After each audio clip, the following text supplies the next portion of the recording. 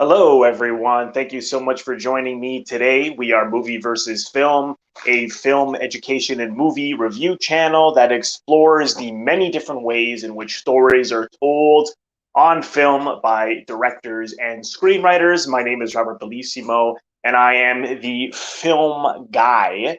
This is a bonus video outside of our weekly, sorry, we twice a week go live on Tuesdays and Thursdays. This is a bonus video for all of you outside of that normal schedule to talk about films that have been nominated and or won the Academy, some kind of Academy award over the years from my physical media collection, both on Blu-ray and on DVD. Since it's Oscar weekend, I thought, why not?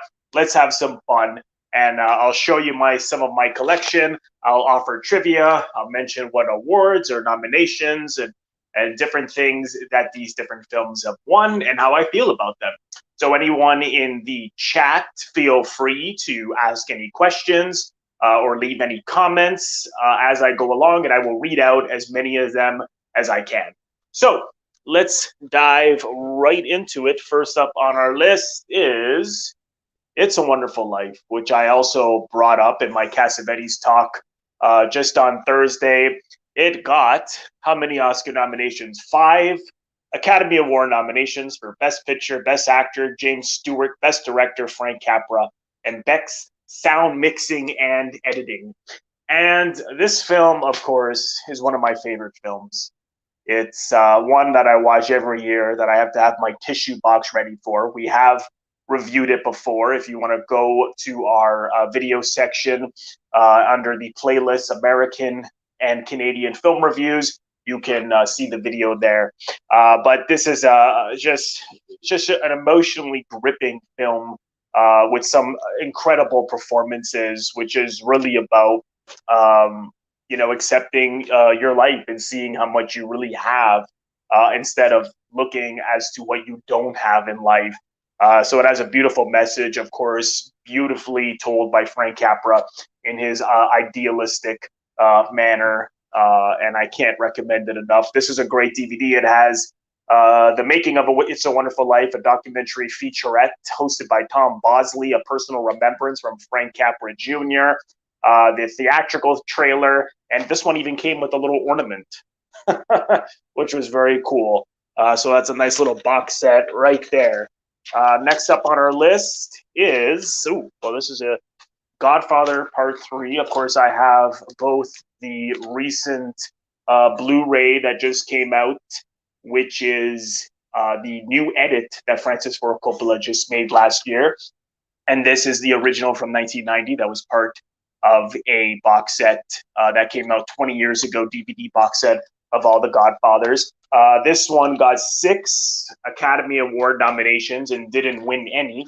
But I've always liked it. It gets a lot of bad rep. I think the new version that Francis Ford Coppola just released right here is much better. It's got great performances from Al Pacino, of course, Andy Garcia. He was nominated for an Academy Award. Diane Keaton, Talia Shearer, and I just think it's a beautiful tale of redemption and consequences. And if you live by the sword, you die by the sword. So if you go to our live film series section, you'll see we go in depth about the cuts that Francis Ford Coppola made just last year to the new version of Godfather 3. It's obviously not as good as Part 1 and Part 2, but a really good film that I think deserves more attention.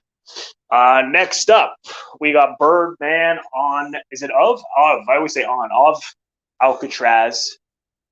This is Burt Lancaster, and it got 4 Academy Award nominations, and it didn't win any. Lancaster and Thelma Ritter were both nominated. This is a really good film by John Frankenheimer, a filmmaker that I really like. It doesn't have any special features. This came with a box set that was a number of releases from MGM. And Lancaster is great. Apparently the real guy that he portrays, which was much harsher and tougher and brutal. He starts off brutal, but as he's in jail, he begins to soften in his you know, these medicines that he created to treat and heal birds, illnesses, and so on and so forth.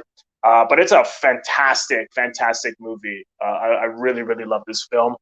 What do we have next? Oh, a really, really good film, In the Heat of the Night. And this got 5 Academy Award nominations. And it won for actor, director, and picture that year. I know that Toronto's own Norman Jewison won Best Director, and Rod Steiger won for Best Actor, and it won Best Picture. I love this movie. It has the audio commentary from Norman Jewison, Rod Steiger, Lee Grant, and Hacksaw Wessler. Yeah, I forgot Lee Grant is in this. Performances are fantastic. Of course, it centers around race and this homicide. Just reading the back here. Homicide detective becomes unwittingly embroiled in the murder investigation of a prominent businessman when he is first accused of the crime and then asked to solve it. Yeah, and of course he's going into the South, black officer trying to solve this crime. Really, really, really good film. That was a year where there was a lot of big films like The Graduate up for Best Picture, but I can watch this again and again. In the Heat of the Night, Sidney Poitier. You can't go wrong. Up next, what do we got here? We have Godfather Part II. I just mentioned Godfather Part III. This got 6 wins for director, Best Picture, Best Supporting Actor, Robert De Niro, and Best Adapted Screenplay for both Mario Puzo and Francis Ford Coppola. Fantastic. I mean, people go back and forth about what they prefer, Part 1 or Part 2. Tough call. I mean, the thing about Francis is that he's so good at telling a story with the visuals, with the looks, with the editing and the mood, and it's just, they can work almost as a silent film, but it also has these incredible performances from Al Pacino, Diane Keaton, John Cazale, and it's so good. Just a bit of trivia was that Pacino originally didn't even want to do Part 2. Every time they came to him with more and more money, he kept saying no. And it was finally Coppola that said, you know, this is going to be different than Part 1. You're not just going to be repeating yourself like you think. You're going to age. He's going to become more cynical. And it's not going to be just a repeat of Part 1. So his enthusiasm for it really convinced Pacino to do it. But this is just, it gets darker than the first one. And of course it gets, you know, Michael gets more and more down the rabbit hole of destroying his soul, destroying his family, because he hates himself. He hates the life he's lived. And as a result, he's subconsciously destroying his soul. And it's a tough, you know, it's a great, great film. You know, I've seen it, I don't know how many times. Godfather 2, there was a big Oscar winner that year. What do we have next? All That Jazz. Oh man, I just love this movie. Originally was offered to Pacino. Al Pacino, speaking of Pacino, turned it down. He didn't regret it because he said that Roy Scheider was so great. And he was. And this got how many Oscar nominations? 9, and it won 4. The score won and the editing won was 2 of the awards. I love this movie. I mean, the music, just the Broadway, the choreography, the musical theater, the actors, the drama, the obsession over work, and he's smoking in the shower and he's popping pills and he's a workaholic and his home life suffers and he cheats, and he's also editing this movie, and it's Bob Fosse's. It's an autobiographical. It's very autobiographical, and Fosse, of course, really based this a lot on him while he was, I believe he was editing Lenny, the film with Dustin Hoffman, and he was doing Chicago at the same time.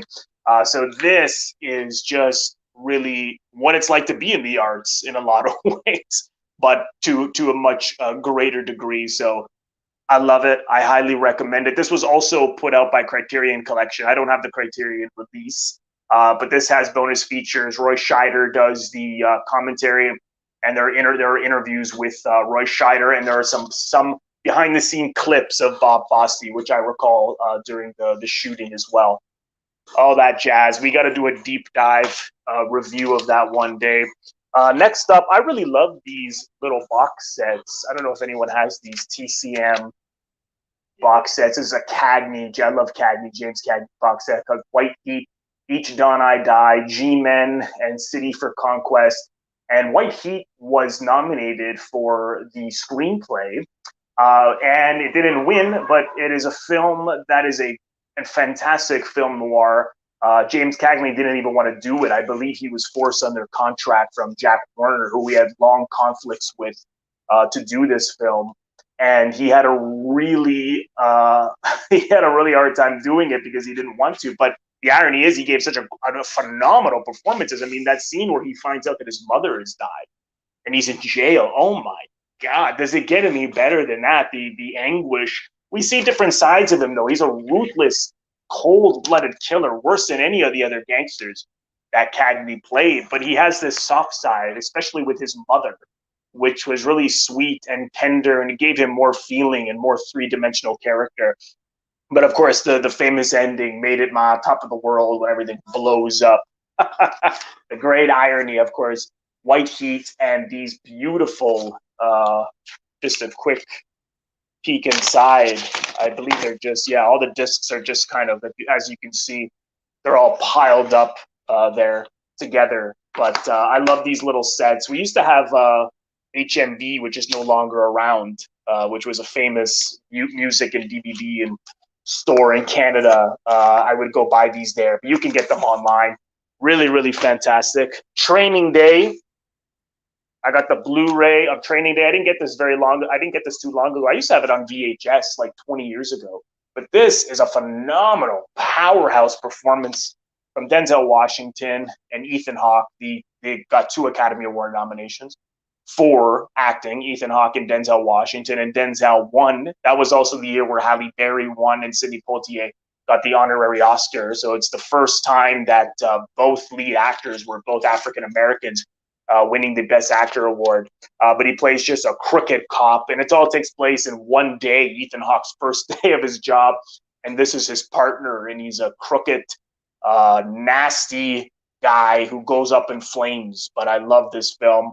It was directed by Antoine Fuqua, and he was just a phenomenal film. So yeah, if you haven't seen it, Training Day, highly, highly recommend. What do we have next? Oh my God, I haven't seen this in years. One Flew Over the Cuckoo's Nest. Jack Nicholson, this God, let's see here, 9 nominations and it won 5. It says right there, actually 5 Academy Awards. Best Picture, Best Actor was another one for Jack Nicholson. What a fantastic performance. And I remember when I first saw this, his performance really left a mark on me. And of course, the abuse that they're all receiving in this mental institution, and just how they're being treated like not even human. And of course, the evil nurse, Ratched, Louise Fletcher, who also won an Academy Award, is so phenomenal. I have to see this again because I haven't seen it in a long, long time. But you can find, I see this film everywhere. Look at that face, Jack right on the cover. Phenomenal film. So yeah, 1-5. Michael Douglas was the producer on that. And so he was the one carrying the trophy. If you go back and watch the footage or watch any pictures. Up next, we got LA Confidential. That got 9 Academy Award nominations and it won 2. One of them was for Kim Basinger. This is another one I haven't seen in quite a while. Curtis Hanson really loves noir. He wrote a Canadian film that we just talked about on our Canadian Film Day on Wednesday called The Silent Partner. This is a neo-noir, and this was the year when Titanic won everything. So, no wonder it only got 2 wins. Kim Basinger, Russell Crowe's in this, Kevin Spacey, Danny DeVito, David Strathairn. It's got Guy Pearce. It's got an incredible cast. I haven't seen it in quite a while, but I have to check this out again. Lots of special features as well. Wow. Little docudramas, commentary, interviews. Check that one out. LA Confidential. Fantastic. This is a film I really, really like. I'm not usually the biggest fan of Clint Eastwood, but I love the actors. I love Sean Penn. I love Kevin Bacon. Sean Penn. Why is his name escaping me? Where is it? Tim Robbins. Marcia Gay Harden. Laura Linney. Yeah, Lawrence Fishburne. This, I mean, the performance of Sean Penn when he finds out that his daughter has been killed with hockey sticks. I mean, Jesus Christ! And the camera is just at that high angle where he's screaming out in pain. Just the whole thing. He's like a gutted lion. I mean, he's just roaring, and a guy trying to find out the killer of his daughter, and he thinks it's his old best friend who was sexually abused as a child. So this film has to do with so many things, with friendship, of course, sexual abuse, murder, family. It's a really fantastic powerhouse of a film. I don't know if this doesn't have any special features on it, but I can watch it again and again just for the sheer power of the performances and the content of the film. And that got 6 nominations, and it won 2. I know Tim Robbins won for Best Supporting Actor, and Sean Penn won for Best Actor. This is one that we got. Argo got 11 Academy Award nominations, and it won 3. I know it won Best Picture.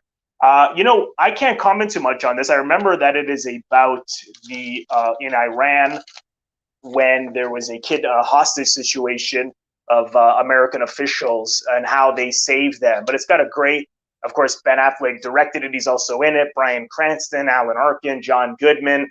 It's got a power. I saw it once. I don't remember being too pulled into it. I don't know if anyone's watching how much you like Argo. Feel free to share any comments or any questions. But I'll have to see it again. Someone bought this for me as a gift. As you can see, I haven't opened it yet. But I did see it when it came out. I will check it out again. But there it is, Argo. I remember actually Ben Affleck, when you won, gave a great speech. He got a little emotional, and he said, when you keep falling, you got to keep getting back up, which is advice I always tell myself. I really love that. This is a film I really love. Marty. Anyone watching? 1955, Ernest Borgnine. This was originally a live teleplay the year before with Rod Steiger, which made him famous in a way. He said everywhere he went in New York, everyone said, "Hey, Marty, hey, Marty." He was stopped everywhere. He couldn't believe how much this TV version of Marty affected people. But it's just a beautiful, it's a funny story, but it's sad, but also very beautiful in the end, about love. This guy, he's not very attractive. He works in a butcher shop, and he lives with his mother, an Italian mother.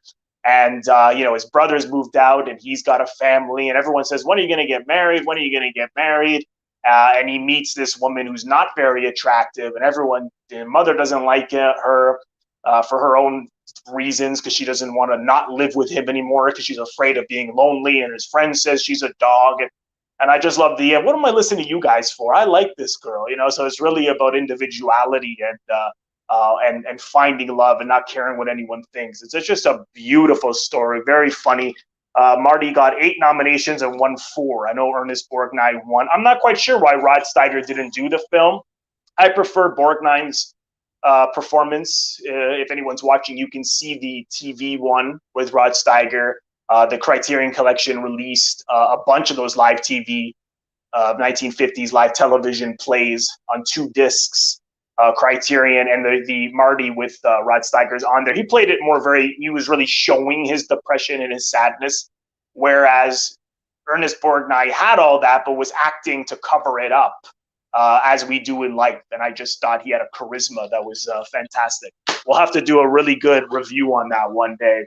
So that's Marty. Next up, we've got Bugsy, which got 10 nominations and 2 wins. I think that was the year that Silence of the Lambs won many, many, many awards and cleaned house. And I don't think Warren Beatty or James Toback, who wrote it, were too happy about that. But this is the true story of Bugsy Malone, who, of course, basically started in Las Vegas, Nevada, and was murdered by the mafia.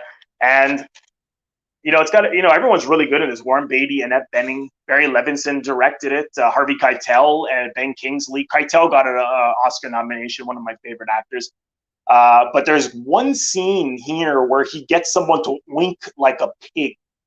If anyone's watching, if you know what I'm talking about, comment, because this scene is really ruthless. And apparently, because James Toback, if anyone knows James Toback, he wrote The Gambler, he wrote Fingers, and he directed that as well. He's a maniac and he's got a really bad rep, especially nowadays. But he actually had a head studio do that, wink like a pig. And he told Warren Beatty and they put it in the film, which is a sadistic story, but it works cinematically speaking. But this is a great film. I got this years ago. I should see it again. We should even review it one day. Really, really good gangster film. Beatty has a certain charisma that, because Bugsy wanted to be an actor and he was a good looking guy, and it kind of worked with Beatty's personality. So there you have it. 2 wins. And Justice for All, I've got next. It only got 2 nominations. I know Al Pacino was nominated, and so was the screenplay. Barry Levinson wrote the screenplay. This was directed by Canada's own Norman Jewison, a great filmmaker. He did In the Heat of the Night, which I was talking about at the top of the show. Al Pacino's performance in this, man. I mean, the ending, you're out of order. This whole courtroom is out of order. Everyone's out of order. It's just a phenomenal speech with the tears coming down his eyes, how he was just so sick of the corruption. It's a little like Serpico. It's like a lawyer version of Serpico, and he's rebelling against the system that he does not like. I know it's not fair. You see many, many people get destroyed. You see how people get off. You see how the system is rigged. And these are things that are always controversial and talked about constantly. And he's a lawyer who stands up for what's right. So I love Al. I haven't seen this in years, but there's some funny stuff in it as well. Jack Warden, John Forsythe as the Lee Strasberg, who was Al Pacino's acting teacher, who was also in Godfather II, plays his grandfather. I love this film. I'll have to see it again. But yeah, 2 nominations. Didn't win either of them. Up next, Some Like It Hot. 6 Academy Award nominations, and it won for costume. Of course it did. Look at these amazing wardrobe. You got Marilyn Monroe, Tony Curtis, and Jack Lemmon, 1958. This is a cool, beautiful award, MGM DVD. Costume design. It says on the top 1. I don't believe this has any special features on it. This was also released by the Criterion Collection not too long ago. But what a funny idea, these musicians on the run from the gang mafia because they saw a murder take place. They dress up as women and join another band. And apparently, Tony Curtis was shy to, try to act like a feminine or act like a woman. And he saw Jack Lemmon just throw himself right into it. And so he did the same thing. And they're amazing together. I know that Jack Lemmon was also nominated for this, and I don't believe that Tony Curtis was. No, he wasn't. Marilyn Monroe, of course, was great. So many times how she would forget her lines or she would come late. But as a lot of directors said, it was worth putting up with because once you filmed her and finally got the performance right and were editing it, it was all worth it because she was always phenomenal. She's got some beautiful singing sequences in this, and she's very sexy and seductive and funny. And I can watch this again and again. Some Like It Hot. Fantastic movie. What do we have next? Oh my God, The Deer Hunter. 5 Academy Award winners. There it is right there. Academy Award for Best Picture. It got 9 nominations. I know De Niro was also nominated in the acting category. And Christopher Walken won for Best Supporting Actor. I watched this last year because we were fortunate to interview Rutanya Alda. If you go, I'll put that link in the description box below, but it's under our live playlist series, our interview with Rutanya Alda, who played the wife. I forget what is the actor's name? Meryl Streep. His name is escaping me, but has a significant part in it. Rutanya Alda, she had some great stories about working with Michael Cimino. John Savage, that's it. She played John Savage's wife in this. She's the woman who gets married off the top and is pregnant. And she has a really great scene with De Niro where she comes and he's asking where where her husband is. And this is after he's been shot and they had to amputate his legs and she's speechless. She can't even talk. She's so emotional. She doesn't even have any lines. It's a beautiful, beautiful scene. But this is a hard just to see these guys go to Vietnam and they're innocent and they're naive and they want to go kill and they think it's going to be great and fun and their life is never the same because they basically were tortured, they were almost killed, or they were killed, or they did and saw things that none of us can even imagine. And yeah, it just leads to tragedy. But John Cazale, this was John Cazale's last film, one of my favorite actors, and he unfortunately passed away right after this. Meryl Streep, one of her early film performances as well. She's Christopher Walken's wife in this, but it's just a phenomenal film. But apparently Mike Cimino had to really fight to get John Cazale in it because they couldn't insure him because he was sick. But I don't think people knew the extent of his illness. So that was kind of under wraps. But luckily he's in it, and so we can cherish his great performance. So yes, Deer Hunter 5. Up next. Oh, I love this movie. There Will Be Blood, Paul Thomas Anderson, who I either love or hate some of his movies, but this one I love. It got how many nominations here? 9 nominations, and it won 2. I remember watching that year. Daniel Day-Lewis, of course, won, and it won for the cinematography, I believe, or maybe it was the editing. But Daniel Day-Lewis definitely won. I remember I saw this in 2007. A friend of mine, we went to a pre-screening of it before it came out, and it's probably the only time I've seen an entire audience stand and clap after it was over. This is in Cannes Film Festival. This was just in Toronto at a screening room, and everyone clapped. It is a powerhouse performance at the heart of this ambitious, self-destructive oilman who destroys this relationship with his, well, not a biological son that he was an orphan that he took over. He destroys everything around him for his ambition. So what does that tell you? It ain't worth it. Ambition is only good until you, to an extent. If you're going to destroy everyone around you and yourself and your soul, it is not worth it. But Paul Dano is also great in this. He plays that false preacher, that relationship that he has with Daniel Day, that ending, of course, in the bowling alley is just brilliant. Everyone's brilliant in this. Beautifully shot. This is a really cool case, actually. I remember when this came out in early 2008. You know, you don't see these cases like this with these sleeves, you know, nowadays. But it's just, you know, you feel like you don't want to get an inch of a crease on it. There's 50 supplements, not too many supplements, but 15 minutes of research, the making of There Will Be Blood. But yes, it is 2 disc. Actually, I haven't seen this in quite a while, so I'll have to see this again. But There Will Be Blood, there you have it. 2 Oscar wins and 9 nominations. Oh my God, I haven't seen this in years. American History X. 1 nomination. That was for Edward Norton's fantastic performance of this neo-Nazi. His father is killed by a black person, and he gets so angry, and it turns him to the KKK. Well, I don't think they're necessarily the KKK, but they're Nazis. Let's put it that way. He begins to run this Nazi organization, and he's terrorizing black people, and he kills a black person. He goes to jail, and in jail, he becomes very good friends with a black man, and he comes out a changed man. So it's got a good message that racism is ugly, that it's a disease, that it's stupid, ignorant, and it leads to organizations like Nazis and this kind of bullshit.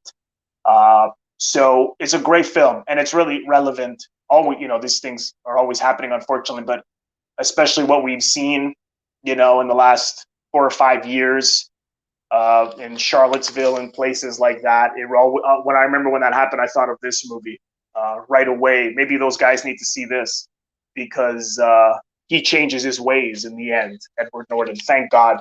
And I love that scene where him and his brother take down all that Nazi, you know, flags and shit they have and grow their hair back and throw it all away. But Beverly D'Angelo, right, is his mother in it. Very, very good.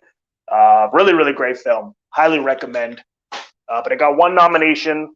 And this is another acting one that got 1 nomination for Richard Dreyfuss. I love this movie, Mr. Holland's Opus, about from the age of 30 until the age of 60, where he is a musician. He's just taking on a teaching job for now, as he says. and he ends up becoming an incredible teacher. But he's flawed. He's better with the kids than he is with his own son, and he's tempted to run off with a younger student, a younger female student who's quite smitten with him because he sees her potential to become a great singer, and she wants to go to New York with him. So he's not perfect, but he grows, and it's really about consciousness and self-discovery and the beauty of individuality and doing the right thing. But I love this movie. Every time I watch it, I'm crying, and I've got 6 or 7 Kleenex boxes, just like It's a Wonderful Life. I think with that one, I have 10 Kleenex boxes, and with this one, I have 6, usually. Fantastic. Richard Dreyfuss, he got an Oscar nom. Well-deserved. Where am I now? The Defiant Ones. The Defiant Ones. This also centers around race. Apparently, Robert Mitchum was originally going to do this. Sorry, not that he necessarily was going to do it, but he was offered it, but he wouldn't do a leading part next to a black person, which is disgusting of him. But Tony Curtis had no problem with it. So Tony Curtis and Sidney Poitier, 2 guys on the run, escaping from jail. It's a great film of this analogy of them being tied together, and even when their shackles are ripped off, they're still tied together. They bond, they connect, they save each other, and Tony Curtis is racist. But I haven't seen it in quite a while, but he starts to see the errors of his ways, I believe. But it's a Stanley Kramer produced and directed, of course, a social commentary, social consciousness drama. He was always very, very good at those kind of films. Sidney Poitier and Tony Curtis, and this got 9 nominations, and it won 2. Yes, including the cinematography, says it right there on the front. Does this have any special features? Just the theatrical trailer, but really, really great, fantastic, gripping drama. Next up, Capote. Oh my God, I saw this in the movie theaters. Philip Seymour Hoffman, man, this is an actor that I will always miss. I think when I talked to Ray Abruzzo from The Sopranos about a week and a half ago, he said, I think Phil's best work was probably ahead of him. And that says a lot because he did some of the best performances you can ever imagine. This is one of them, is Truman Capote, where he totally transforms himself, his physical appearance, his voice, the way he walked, the way he not just a voice, but his behavior and everything. And of course, if anyone's seen In Cold Blood, the film from the late 60s with Robert Blake, that was based on Truman Capote's book about this murder that took place where these guys went into a house at night and killed this family. And Truman was interested in writing about it and his relationship with, I forget the actual guy's name, the killer's name, but the relationship that Clifton Collins Jr., that was the actor. Bruce Greenwood's also in it. Catherine Keener, I love Catherine Keener. I think she was nominated as well. Yeah, I think she got one of the 5 nominations and 1 win, of course. Phil Hoffman won. I remember I was at theater school at the time, and this was when Phil Hoffman was up against Joaquin Phoenix for when he played Johnny Cash, and me and this a friend of mine were arguing about who was going to win. She wanted Joaquin, and I was all for Phil. And of course, Phil won. Fantastic, just for the performances alone. Bit of trivia was that there was a scene towards the end where he's saying goodbye to the 2 men before they were about to be hung. And it wasn't working, and he said, well, what am I supposed to do, cry? You know, like, Truman would never cry in front of these guys. And as he was doing the scene, you see his face begin to break, just like we do in life. He was trying to hide the tears, and he was trying to hide the emotion that was coming up so much that his face just, the veins are popping out of his skull, and it was so incredible. I could watch that again and again. So, Capote. Up next, we've got Batman Begins. Got 1 nomination that year, director of photography. I remember seeing this in the theater and thinking, oh my God, this is a different Batman than the Tim Burton ones. Of course, it is much more about the human side of the why the Batman became Batman, and the roots of Batman and his fear of bats, and his beautiful relationship with Alfred and how his parents died. and of course him saving Gotham. But it's very, very much more complex psychologically as opposed to Tim Burton's. And I love this film. Christian Bale is fantastic. Katie Holmes, Michael Caine. Uh, who else was in this? Yeah, Cillian Murphy was Scarecrow. Tom Wilkinson. It's got a Morgan Freeman, Liam Neeson. It's got a, this has this, I don't believe. Yes, it has many special features, 2 discs, documentaries, so much. Batman Begins is actually one of the only superhero movies I do like. I don't really like superhero movies at all. But Batman, I have a soft spot for because when I was a child, I loved Batman. So we all have someone, and Batman is my guy. Which leads me to, of course, the next one. 3 years later, we had The Dark Knight come out. This got many more nominations, 8 nominations, and it won 2. I remember seeing this. This was a movie that when it came out, I went to see it 5 times, I think, or 3 or 4 times with different people. It was such an experience. Heath Ledger, of course, died before it came out, but a powerhouse of a performance. One of the Academy Awards it won was for him, Best Supporting Actor. Of course, that was an emotional acceptance speech from his family at the Academy Awards that year. But this, I think I don't think this would have had the same impact without that performance from Heath Ledger. So yes, it got 8 nominations and 2 wins.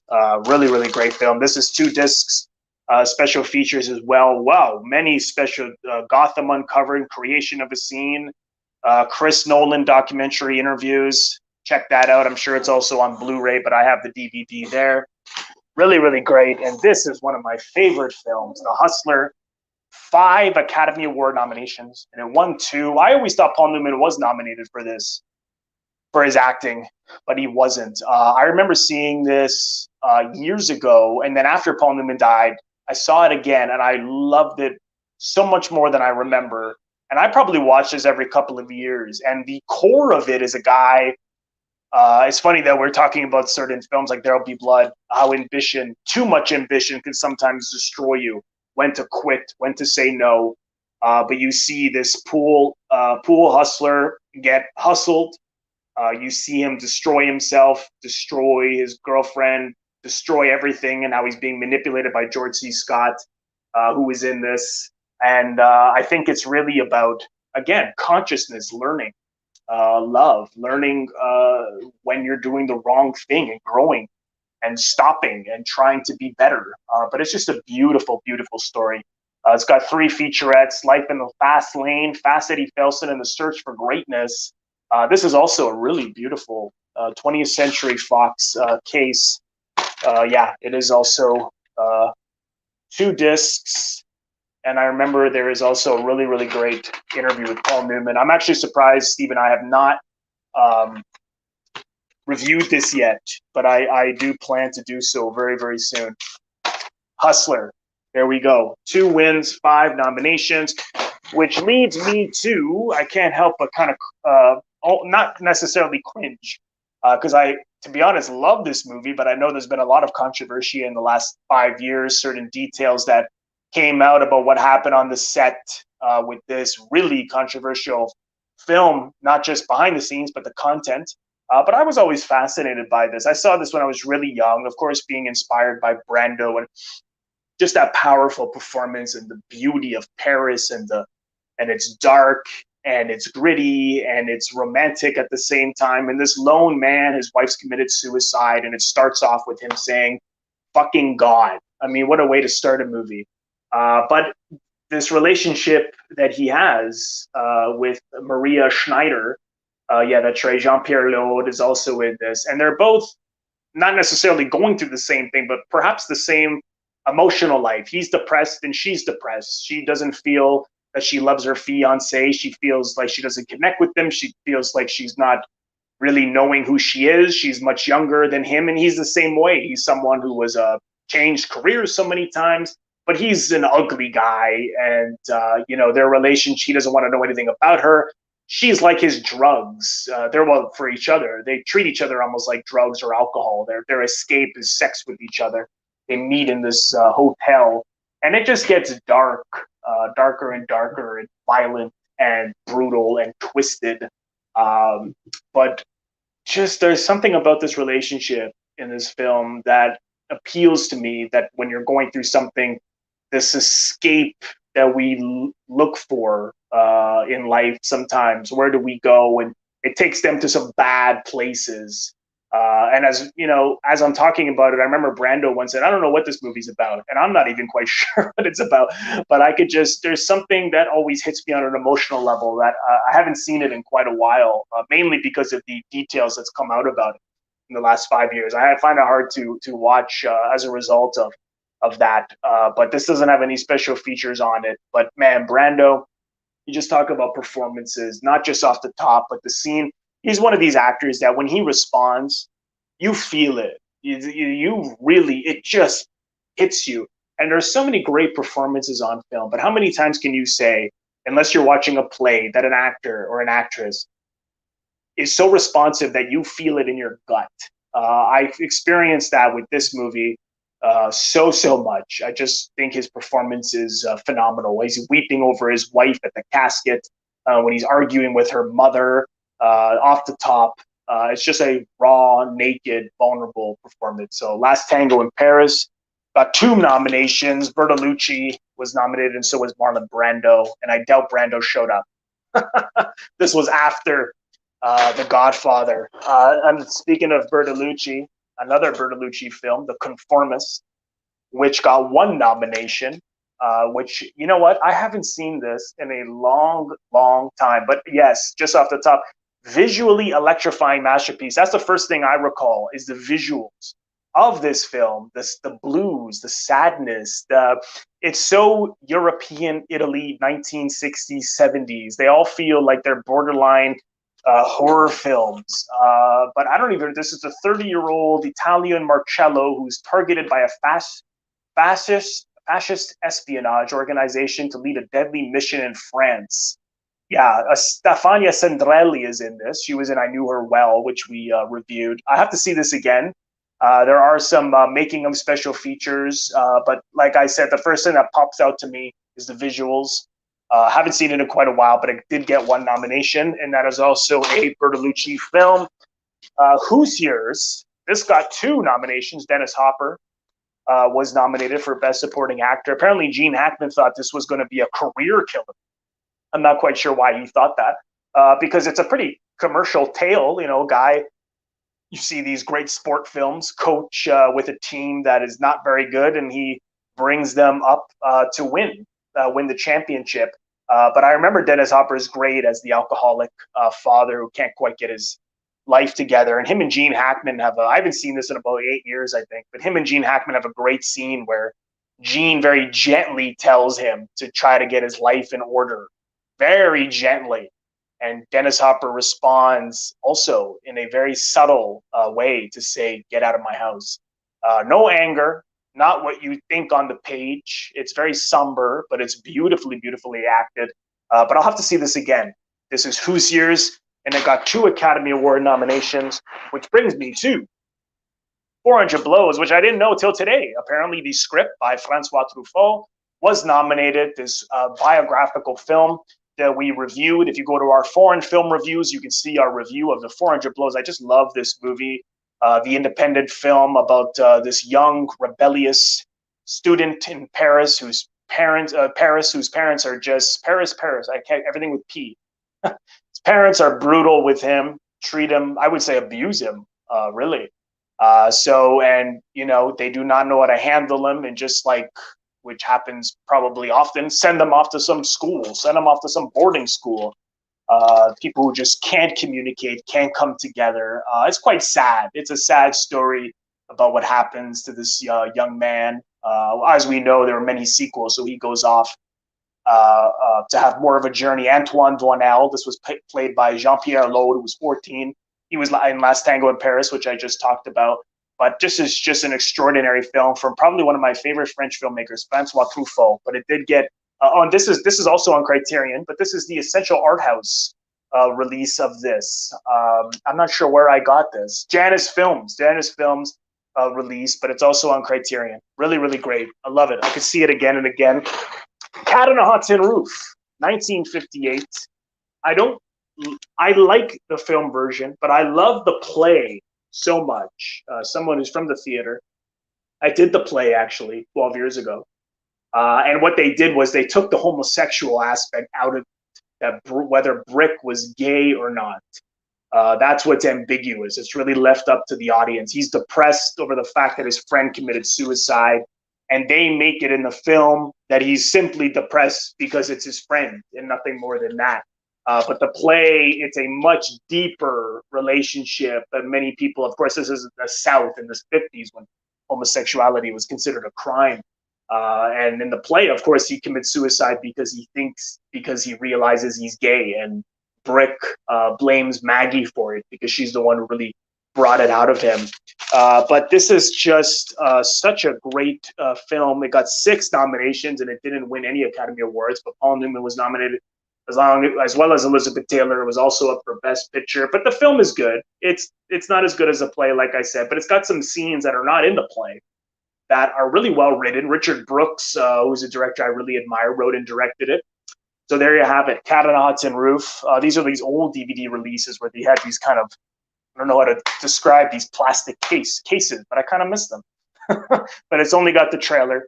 Cat on a Hudson Roof, folks. Up next, Winter's Bone, which is really a great film about the reality of poverty. Jennifer Lawrence was nominated for Academy Award. It got 4 nominations altogether. An actor, John Hawkes, who doesn't get a lot of attention, fantastic actor, and she's trying to keep her family together as their father's disappeared, and he's a drug dealer.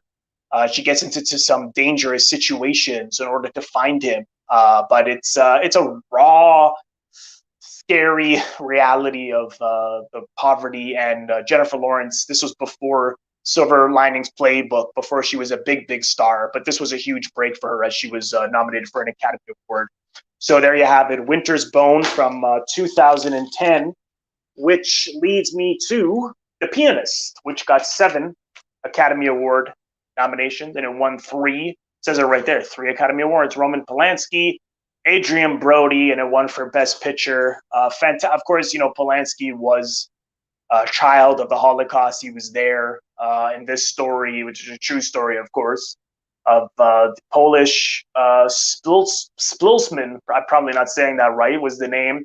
He was a composer and brilliant pianist who witnessed the brutal occupation of his beloved city, the creation of the Warsaw Ghetto, and the deportation of his entire family to the labor camps. Yeah, hard watch, but a really, it just in the end, it's hard to believe that it's actually a German who helps him and saves him, a German officer. And the few Holocaust survivors I've spoken to in my life, I've heard that there was just the odd officer, and there weren't many of them helping anyone. They were mostly evil and ruthless and the worst human beings ever.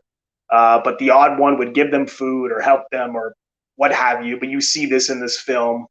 He tries to save the German officer once the Nazis are captured and he can't find them. He's likely murdered. But really, really great performance from Adrian Brody. Of course, that's at the Oscars that year where he kissed Halle Berry when she gave him the award. And just a fantastic film. I think it was definitely worthy of winning. And I haven't seen it in quite a while. This has lots of featurettes, making of, historical background, production notes, theatrical trailer, and I think this is also a 2-disc. Yeah, 2-disc. If anyone, definitely worth it. This is what's so worth it a lot. The physical media is these beautiful featurettes that often they put the work that they put into these. Fantastic. So, The Pianist. Up next, what do we have here? The Tree of Life, which I saw in the theaters when I was living in England, I remember. And it's such an unusual film, so much told with short visuals. It's hard to even describe how Malick came up with this way of telling this story about this family, this intimate story, the life journey of Jack O'Brien.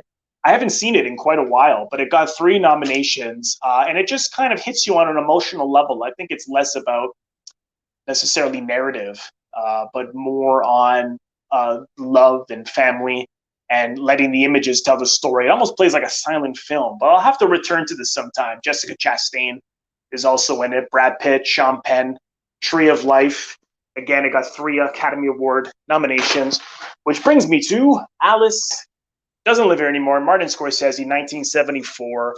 Of course, she asked Scorsese what does he know about women when they were interviewing him to do the job, and he said nothing, but I'd like to learn. But her performance in this is so great. It's so three-dimensional as her husband dies, and she's in an abusive relationship with him. She gets into another abusive relationship with Harvey Keitel when she's single, but she goes on the road to discover who she is and what she wants to do with her life. And she's a singer, and she meets Chris Christopherson and a romance blues. But it's really about a woman coming into her own. It was a feminist film.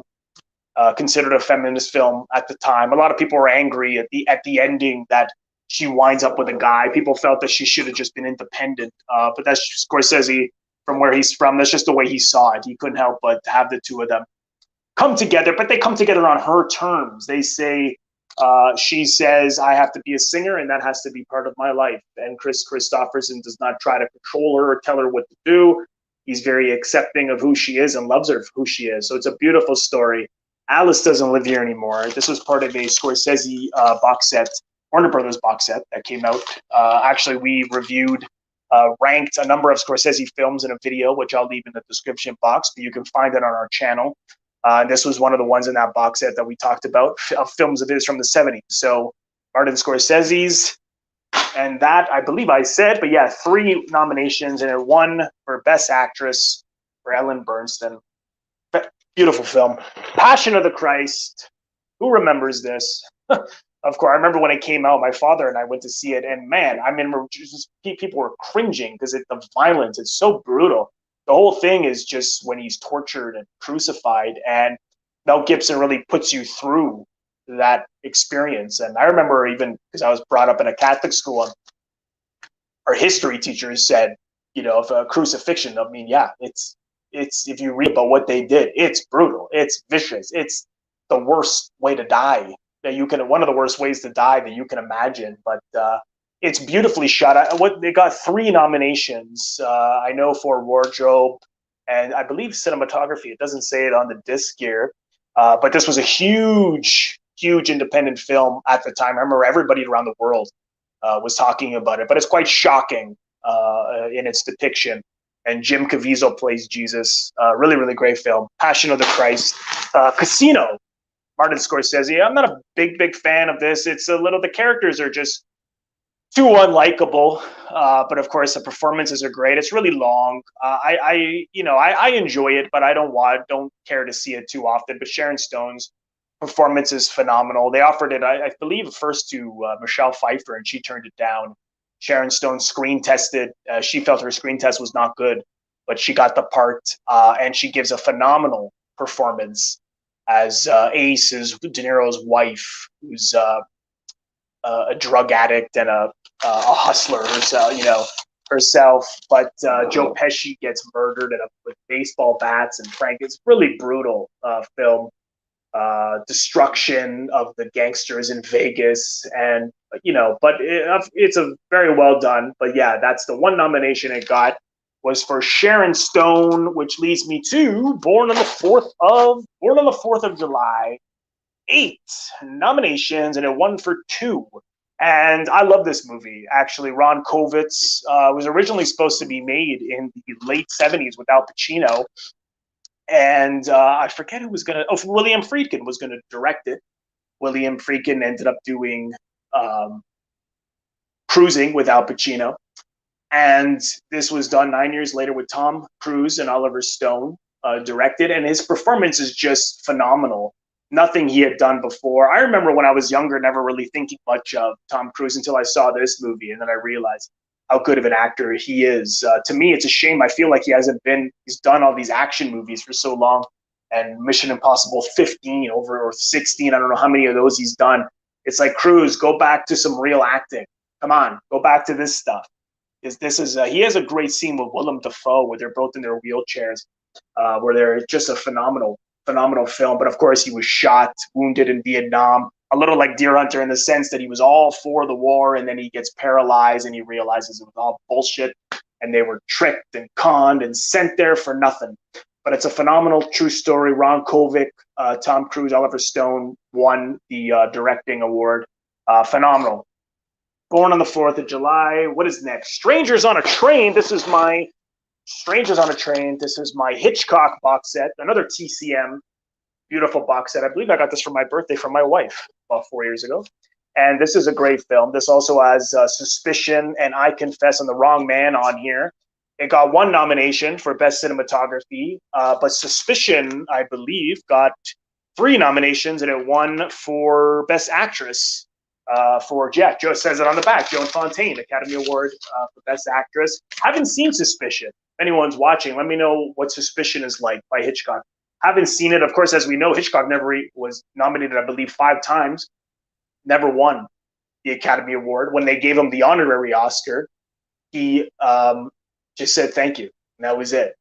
And he was very, very pissed off. I believe that he never won the Academy Award, but they did honor him, and Strangers on a Train was nominated for cinematography. We talked about it in length in our Hitchcock underrated films talk back in November, which you can find in the live film talk series, and I will leave that link in the description box, and I'll have to catch up to Suspicion very, very soon, but I have not seen that as of yet.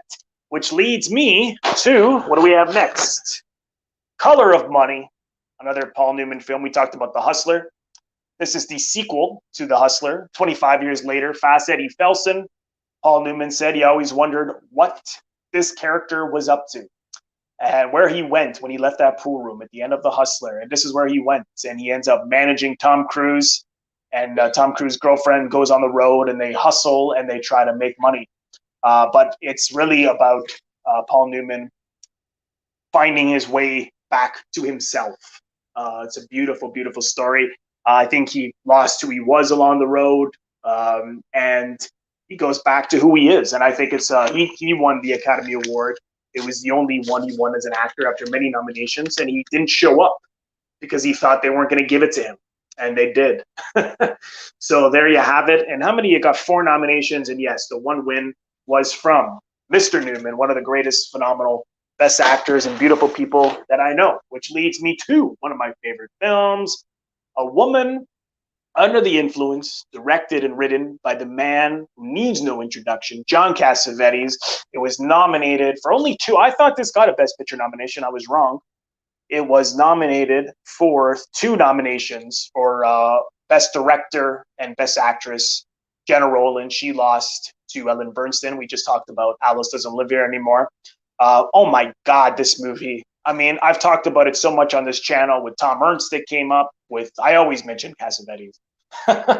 So watch every single one of our videos and you'll see me talk about this at one point, but we did do a deep dive review into this, the story of this woman who is being, it's so many things. It's really up to it's so ambiguous that it's up to you what it's up to.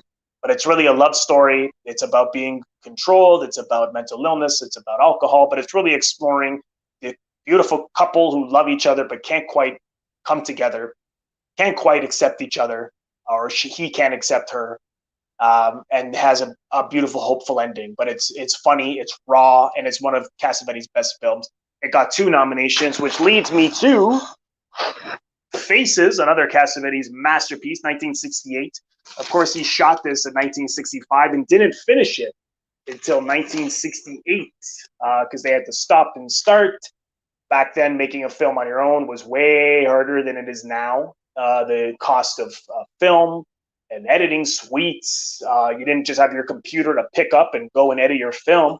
You had to rent an editing suite, and it was a very, very hard production, but it explores the relationships between these middle-class people and, again, how they cannot communicate. This is what Cassavetes was always interested in. He was interested in people who can't communicate and why they can't communicate, and about marriage and about so many things. But it's a beautiful, beautiful film. This is part of the 5-disc special collection, Cassavetes' 5-disc collection.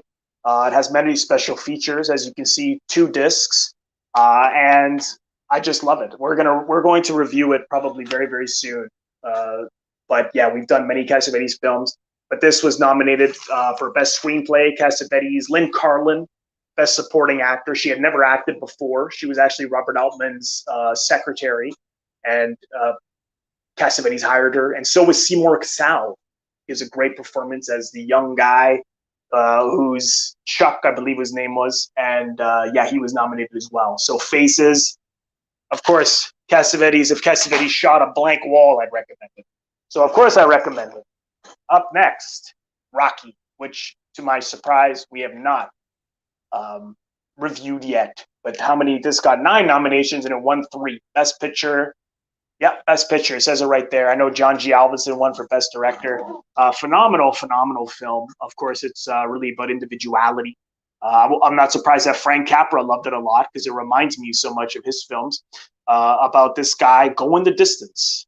It's a beautiful film. Of course, this was up against some of the best films of all time that year, 1976. You had Taxi Driver, you had Network, you had All the President's Men. Was it not Paths of Glory? Bound for Glory, I believe, was also up for Best Picture, and this won. And to be honest, you know, I may enjoy those other films more, but if you look at what this is about, it's a more positive film. Those films are all brilliant, but they're you know, they're not exactly optimistic. Not that everything has to be optimistic, but this is really, there's a lot of lessons in this film, and beautiful performance from Talia Shearer, Burt Young, Stallone, of course, wrote and directed it. Rocky, 1976. Best Picture. What do we have next? Sin of a Woman. All right, we got 4 nominations and 1 win for Al Pacino after so many nominations. This is an Academy Award box, isn't it?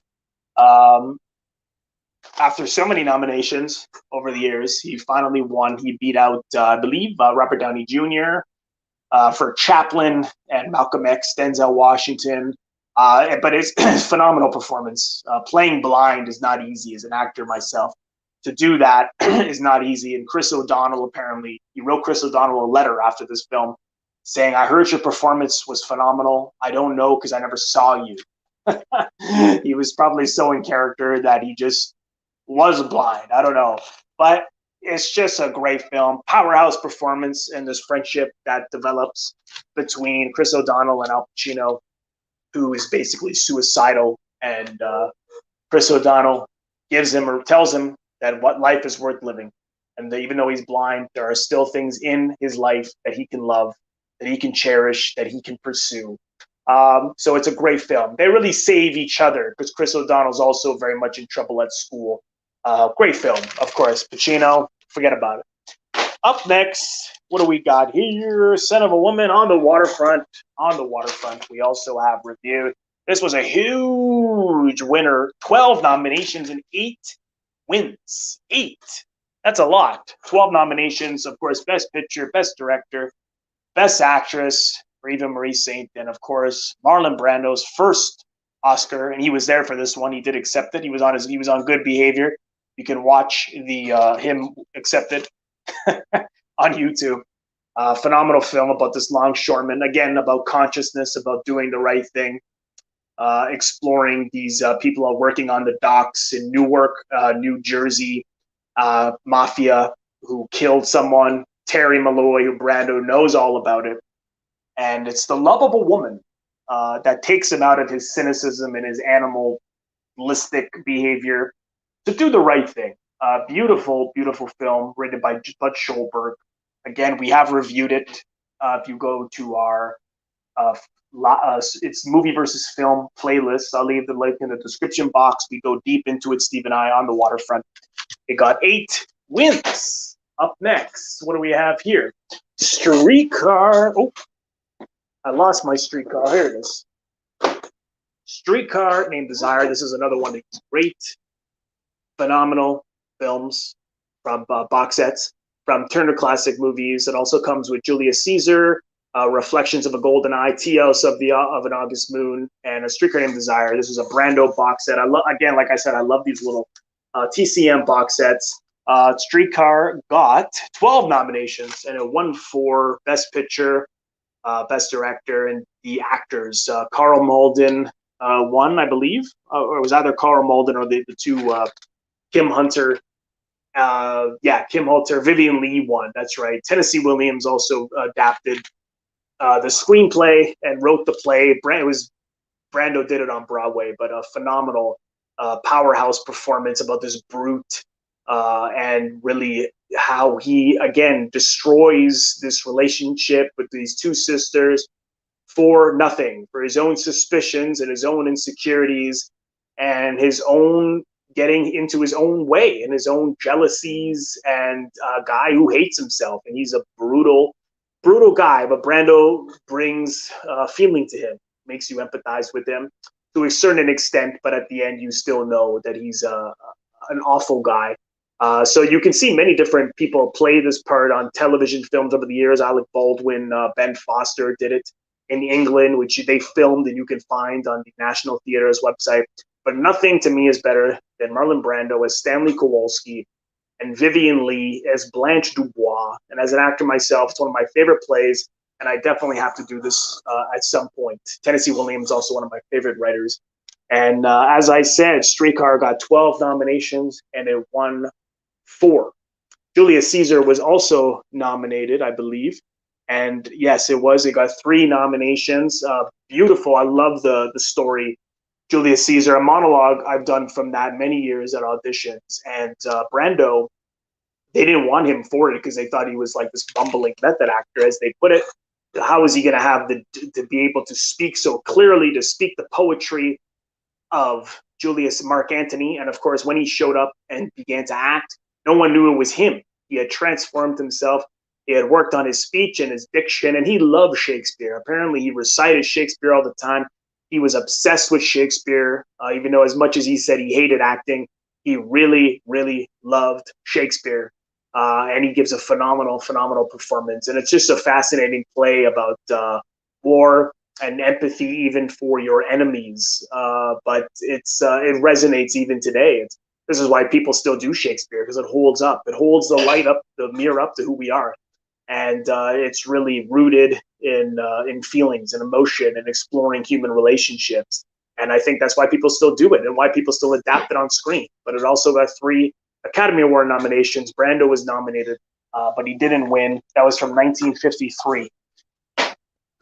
Okay, up next, Bicycle Thieves. I didn't know this till this morning.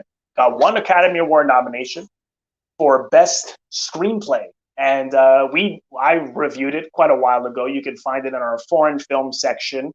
Of course, this is really about what poverty is like. Post-World War II, a guy and his family struggling to make ends meet. He finally gets a job riding a bike, handing up posters around the city, and his bike gets stolen. Him and his son, the entire time, are trying to find this bike. And it's not just a bike. This bike is light, and you can imagine that what it means for him to find this bike. We take that for granted now. We think we'll just go on Kijiji and get some cheap thing. No, there's no Kijiji back then. There was no money. There was nothing. So you got to get that bike, and he couldn't get it. So it's a sad film, but it doesn't really quite end. And that's what I think why people still think about it so much, because you can think, where do they go from there? Do things get better? Does he get the bike back? Does he find another job? This was the reality of the day. The economy in Europe was just shattered as a result of the war. But beautiful, poetic film. Vittoria De Sica directed, just the neorealist tradition, just going out, shooting on the street. Fantastic film. Bicycle Thieves. This is the Criterion 2-disc special edition. Comes with a book and many special features. So, yes, I highly recommend that. I think I'm losing breath. Feel like I need a break. But you know what? I'm going to plow through, because next up, we've got Casablanca. Oh, my God. It got 8 nominations and it won 3. There it is. 3 win Best Picture. What else did it win for? It doesn't say on the disc. But I believe, I know Bogart was nominated. He didn't win for this. I believe Michael Curtiz, the director, he won. But of course, I remember seeing this in 2004 for the first time when I was 17. thinking it was okay. Saw it again when I was older, loved it. Every time I see it, I love it more and more. I mean, this is something you watch on Valentine's Day, and it's a beautiful romance of sacrificing yourself for the greater good. Anthony Nesbitt says Don Seagal was the editor. I imagine you're talking about Casablanca. Or let me see it. Does it say that on the back? Doesn't say who the editor is. Let me know if you're talking about Casablanca, Don Seagal. I didn't know that. But this is a phenomenal film. Of course, lines that we'll remember forever. We'll always have Paris and so many more. Of course, the score, everything about this is just phenomenal. You want to be there with these people. Of course, I think it was the first film that was really anti. They made it very clear that they were anti the Nazis. And thank God for that they put that in there. But it's a fantastic film. That's a masterpiece. This has a lot of special features as well. Oh my God, yeah. This is a great, there's so many versions of this. Anthony Nesbitt is saying, oh yeah, he was at WB in editing department in the 40s. I didn't know that. That's good. Thank you for that, Anthony. I didn't know Don Seagal was the editor for this. Of course, he went on to become a great filmmaker. Casablanca, there you have it. What do we have next? Dog Day Afternoon. Oh my God, one of my favorite films. We talked about this film within our, excuse me for a minute, there goes my mic. This is the beauty of live, doing this live. I can't edit this. It's like live theater. Anyways, we've got Dog Day Afternoon, which got 4 nominations, and it won for Best Screenplay, Frank Pearson. What a phenomenal film. We talked about this movie at the New Hollywood Movement talk that we did last year with Nathan Jones in November. These 2 guys who rob a bank in order to get a sex change operation for Al Pacino's boyfriend. But just the performances are phenomenal. Everybody in this is just absolutely great. Al Pacino, John Cazale, James Broderick, Charles Durning. Oh, Charles Durning is just phenomenal. Everybody is great in this. It's just a phenomenal film. We'll have to do a deep dive review into this film because the performances are just electrifying. One of my favorite directors, Sidney Lumet. There's a great story of when he's on the phone and he says goodbye to Leon, his boyfriend, because he believes he's going to be taken in a jet somewhere. Of course, that doesn't turn out. And he says goodbye. He did the take once, and immediately Sidney Lumet said, "Let's do it again." And he said, no hesitation. Pacino gave him a look like, are you crazy? Because he wanted him to be spent. He wanted him to be exhausted. And the second take was the one they used. And if you see Al, when the emotion was drained from him, his performance was so much better. Anthony Nesbitt, in 2 years alone, Lumet made Murder on the Orient Express, Serpico, and Dog Day Afternoon, Mr. Versatility. Absolutely. I mean, Lumet is one of my favorite films. Anthony, if you're interested, I also interviewed Nancy Bursky, who directed by Sidney Lumet, that great documentary 6 years ago. You can find that under our live film talk series. But this is just a film, 70s classic, that I can see again and again. This is a movie I have not seen. If anyone watching, I don't know how good this is, but The Alamo, John Wayne directed. I've had this for many years in a box set, MGM box set that I have. But this got 6 nominations and it won 1. Haven't seen it. I don't know much about it, but I will check it out one day. If anyone knows anything about it, let me know. But it has a great cast. Richard Widmark, I love. Lawrence Harvey and Richard Boone. So I'll have to see that one day. I didn't even know John Wayne directed. But there you go. And next up, oh my God, one of my favorite films, Midnight Cowboy. I used to have this as another DVD that I got many years ago, and then in 2006 they released this incredible 2-disc DVD, which has an incredible documentary, controversy and acclaim, celebrating Schlesinger, the director. But it got how many wins here? Nope, I lost my spot. Bear with me, folks. Bear with me. Where did I put it? Oh, here it is. 7 nominations. And won 3 for Best Picture and Best Director, John Schlesinger. I know Dustin Hoffman and Jon Voight were nominated. We actually did a review on this as part of a series called Loneliness in New York. films that center around loneliness. So we did this with Frances Ha, which is another film from 2012 that I really, really like. But this was an X-rated film. It's hard to believe that an X-rated film won Best Picture. They wouldn't change a frame of it. And apparently a book has come out recently about the making of it that I'll have to check out. But it's just everybody in this film is so great. Dustin Hoffman, John Schlesinger didn't think he could play it because of The Graduate. So when he met John Schlesinger, he showed up as Ratso Rizzo, and it just, I mean, it's hard to believe that this guy right there, Dustin, is the same guy from The Graduate. But of course, in the 60s, came from that period of where people really wanted to play character parts and transform and weren't just interested in playing leading man roles. So it was a great risk. Apparently, Mike Nichols said, I just made you a star. Why are you going to play this gimp, But the relationship between these two guys is phenomenal. But it's a sad ending. But however, John Voight's character, Joe Buck, really grows. He throws out his clothes at the end on his way to Florida, this whole cowboy uniform. And he starts to see that there's more to life than this silly little dream he has. But it's a rough film. It's definitely rough. And I adore it. It's one of my favorite films with a phenomenal performances by all. And speaking of Dustin Hoffman, this is a recent Criterion release that I got, The Graduate, which is loaded with special features. Of course, Dustin for years had said his screen test was terrible, and his screen test is on here, and it's not so terrible. I didn't think it was so terrible. Him and Catherine Ross, apparently he just said to Mike Nichols, this isn't right for me. I'm Jewish. This guy's Robert Redford. And Mike Nichols said, well, maybe he's Jewish on the inside. So Mike Nichols, what a chance. I mean, even today, or rarely have they let someone who has been in so few films be the lead in a feature film, in a big Hollywood film. But for whatever reason, Mike Nichols felt that Dustin Hoffman was right for the part. And Dustin gave a phenomenal performance. And on paper, it does not seem like it would be that guy. Anne Bancroft, of course, Catherine Ross. But it's really, it's really about, rebellion. I think it really spoke to the times. I think it really speaks to today. When you don't know what you want to do and your parents are expecting you to do something you don't want to do, and that confusion and that sadness and that loneliness.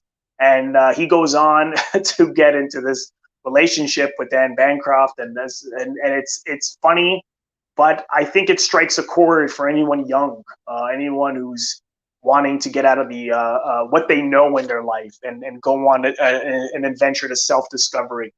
Anthony Nesbitt says, very good, John Ford did Second Unit. Oh, okay, interesting. I did not know that. Thank you for telling me that. I did not know that. I'll have to check out the Alamo, but there you go. I'm not sure if I mentioned Graduate, 7 nominations, and it won for director. It only won for director. I did not know that. The big winner that year was In the Heat of the Night. Next up, we've got Blow Up, which got 2 nominations for Antonioni and the screenplay. And this is a phenomenal film. And it's amazing what he could do with metaphors and images. I mean, they're almost like poetry on film, like visual essays. But it's quite striking, and it really brings the audience as a participant as to what is happening with this image that he looks at. The main character being a photographer. Does the image that he captured in the street, is a murder taking place, or is it not? So it's all about, what we see is not necessarily what we see. You can see 2 people kissing each other and you think, oh, they're on a date, but maybe they're saying goodbye. They're never going to see each other anymore. So it's all about these metaphors and existentialism, and it's a really great film. You can watch it again and again and discover so much. We reviewed it in August of last year. You can see that on our foreign film section. It's got tons of special features. This is a Criterion release that I also got last summer, Blow Up, the great Italian film. Next up, what do we have here? Oh my God, of course, Rain Man, which was nominated for 8 Academy Awards, and it won 4. Best Director, Best Picture, and Best Actor. I know those 3 for sure for Dustin Hoffman. Beautiful relationship between these 2 brothers, and he didn't know that he even had a brother, Tom Cruise. There's that beautiful moment at the end when he's going to leave him. I haven't seen this in quite a while, but I believe he was going to leave him in a home or something, and Dustin Hoffman's head just kind of tilts over, and their heads are just kind of, you know, up against each other. This beautiful, tender moment and love between two brothers that I think is a really beautiful story. Rain Man, Dustin Hoffman, 1988. Of course, he won the Academy Award. If anyone wants to watch the interview I did with Ray Abruzzo, he talks in length about him meeting Dustin Hoffman, and there's a Rain Man story in that. So you can check that out to find out. Which leads me to The Departed, and it's hard to believe that Martin Scorsese got his Best Director Oscar finally for this. It won 4 Oscars and was nominated for 5, and I'm not saying that because it's a bad film. I think it's a really great film, but I think Scorsese's done far better, far more complex, far more psychological, interesting, and emotional. This is very plot-driven, very emotional, very committed, but a really crime film. Has some good relationships, father and son, but it's more cynical. There's people don't have much feeling for each other in it. It's very cynical and negative, and it doesn't have any kind of optimism or redemption in it, I don't feel. But it won Best Picture, and it won Best Director, and a couple of more for Scorsese. This has some really good features. I remember, the feature length Scorsese on Scorsese that TCM did, which is him talking about his movies and movies that he's loved over the years. And there's also a making of this and many others. So yeah, The Departed, Leonardo DiCaprio is actually Vera Farmiga, Matt Damon, Jack Nicholson. Really, really good. So there you have it. The Departed. What is up next? Speaking of Scorsese, Taxi Driver, of course, as I said right before I was talking about that film, that Departed. Scorsese's, of course, done much better, and I believe this got 4 nominations. Yeah, 4 nominations. It didn't win any. De Niro that year lost out to Peter Finch. And of course, Rocky that we talked about was the big winner that year. But this film that's all about loneliness and alienation and violence and not being able to fit in. It's really a gritty, almost neo-noir look at the portrait of this deranged individual who contradicts himself in every step of the way and thinks blames his problems on others instead of himself. And he really makes himself lonely as he blames everybody else. So I have to watch this again. It's another film. Every time you watch it, it's so psychological and rich that there's so much to discover about this man. Of course, he was also a veteran, so I think that plays into it. But he's the anti-hero. He ends up saving Jodie Foster, even though it was his intent, but it wasn't really why he killed all these pimps. Anthony Nesbitt says, nah, never understood it. Who do you root for? Are you referring to Taxi Driver, I imagine? Or maybe he's talking about The Departed? Let me know, Anthony. I'll get back to that. But this has some really great special features as well. This came out in 2007, this version, but there is a Criterion, a Laserdisc, not the DVD or Blu-ray. This has a really great documentary on here from 1999, I believe, which is on the original Taxi Driver DVD I have, and some other special features. But there's so many versions of Taxi Driver around. This one is the best one I've seen. So yes, of course, I highly recommend it. And we talked about it in my Martin Scorsese ranked video, which you can find under the supplements section on our YouTube channel. Anthony says, oh, Taxi Driver, God the misanthropy. Oh. Well, it's really up to you. I don't think you necessarily, I mean, do you root for him? This is what's so interesting about this, especially 70s film. The characters were always so complex and flawed that you feel guilty to root for them.